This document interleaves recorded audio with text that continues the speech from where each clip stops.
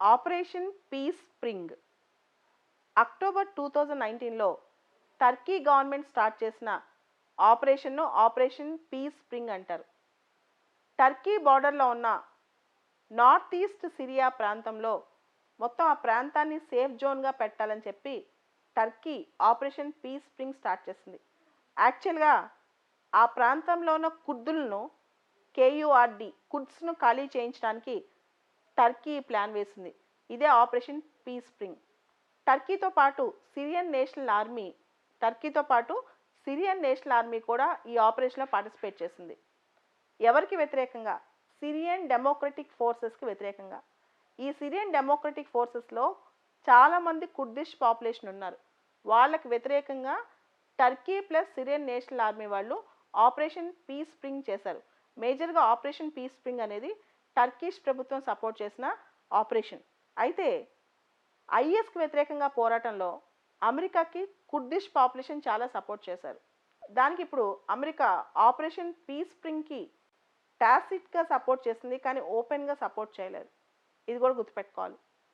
అయితే టర్కీ ఏమంటుంది అంటే కుర్దిష్ పాపులేషన్ చాలామంది అక్కడ టెర్రర్ యాక్టివిటీస్ ప్రమోట్ చేస్తున్నారు, కాబట్టి మాకు కుర్దిష్ పాపులేషన్ వద్దు అని చెప్పి.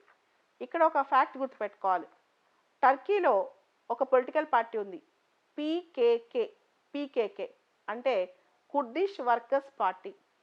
వాళ్ళ యొక్క మేజర్ టార్గెట్ ఏంటంటే వాళ్ళు ఏం అడుగుతున్నారంటే మాకు సపరేట్ కంట్రీ కావాలని. అట్లీస్ట్ సపరేట్ కంట్రీ ఇవ్వకపోతే అటానమస్ రీజన్ అనే ఇవ్వమని చెప్పి. అసలు కుర్దిస్తాన్ అనే కాన్సెప్ట్ ఉంది. ఒకసారి మీరు కుర్దిస్తాన్ అనే కాన్సెప్ట్ చూడండి. కుర్దిస్తాన్ కావాలని చెప్పి కుర్ద్ పాపులేషన్ అందరూ అడుగుతున్నారనమాట. ఈ కుర్దిస్తాన్ మీద నేను సపరేట్గా ఒకరోజు చెప్తాను. కానీ అసలు కుర్దిస్తాన్ ఏంటి అని. టర్కీ ప్రభుత్వం ఈ కుర్దిస్తాన్కి వ్యతిరేకం. సో ఈ పీకేకే పార్టీకి కూడా వ్యతిరేకం అనమాట. పీకేకే అంటే Kurdistan workers party.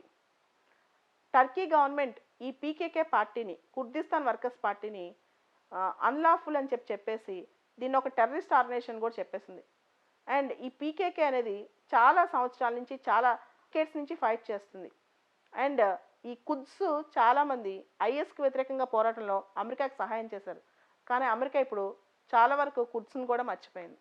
Operation sun rise 2 ఇది జూన్ 2019లో జరిగింది. ఇది ఇండియా మయన్మార్ ఆర్మీస్ యొక్క ఇంటిగ్రేటెడ్ ఆపరేషన్ సన్ రైజ్ 2. ఈ ఆపరేషన్ సన్ రైజ్ 2 అనేది ముఖ్యంగా నాగాల్యాండ్, మణిపూర్, అస్సాం ఈ ప్రాంతంలో ఉన్న మిలిటెంట్ అవుట్ఫిట్స్కి వ్యతిరేకంగా టెర్రర్ని ఆపడానికి. అయితే ఆపరేషన్ సన్ రైజ్ అనేది అంతకుముందు కూడా ఇండియాకి మయన్మార్కి మధ్య జరుగుతుంది. ఇది joint military exercise, army exercise అన్నమాట. పర్టికులర్గా ముఖ్యంగా మనం చూస్తే ఈ ఏరియాలో, నార్త్ ఈస్ట్ ఏరియాలో రకరకాల టెర్రర్ అవుట్ఫిట్స్ ఉన్నాయి. KLO Kamtapur liberation organisation, NSCN Khaplang national socialist council of Nagaland Khaplang wing, అలానే ఉల్ఫా అస్సాంకి సంబంధించిన ULFA, and NDFB nationalist democratic front of Bodoland. వీటన్నిటి యొక్క యాక్టివిటీస్ తగ్గించడానికి అక్కడ ఆపరేషన్ సన్ రైజ్ చేశారు. అండ్ ఇండియాకి మయన్మార్కి మీకు తెలుసు 1640 కిలోమీటర్స్, 1640 స్క్వేర్ కిలోమీటర్స్ బార్డర్ ఉంది. అండ్ మయన్మార్తో ఇండియాకి దాదాపు 4 నార్త్ ఈస్ట్ స్టేట్స్లో బార్డర్ ఉంది. మీరు గుర్తుపెట్టుకోండి, India Myanmar, India Bangladesh bordering states చాలా ఇంపార్టెంట్. అంటే ఇండియాలో నార్త్ ఈస్ట్ స్టేట్స్లో, ఇండియాలో ఉన్న స్టేట్స్తో ఏ స్టేట్స్తో ఇండియాకి మయన్మార్కి బార్డర్ ఉంది, ఇండియాకి బంగ్లాదేశ్కి బార్డర్ ఉంది. ఉదాహరణకి చూద్దాం. India Myanmar border Arunachal Pradesh, Nagaland, Mizoram, Manipur. India Bangladesh border ఇది మన టాపిక్లో లేకపోయినా గుర్తుపెట్టుకోవాలి. అస్సాం, వెస్ట్ బెంగాల్, మిజోరాం, మేఘాలయ, త్రిపుర. సో ఈ ప్రాంతంలో బార్డరింగ్ ఏరియాస్ ఏ స్టేట్కి ఎక్కువ బార్డర్ ఉంది, ఏ స్టేట్కి తక్కువ బార్డర్ ఉందో కూడా చూసుకోవాలి. India Myanmar border, India Bangladesh border. ఈ ఆపరేషన్ సన్ రైజ్ అనేది మాత్రం ఇండియా మయన్మార్కి చెందిన military operation against terror outfits.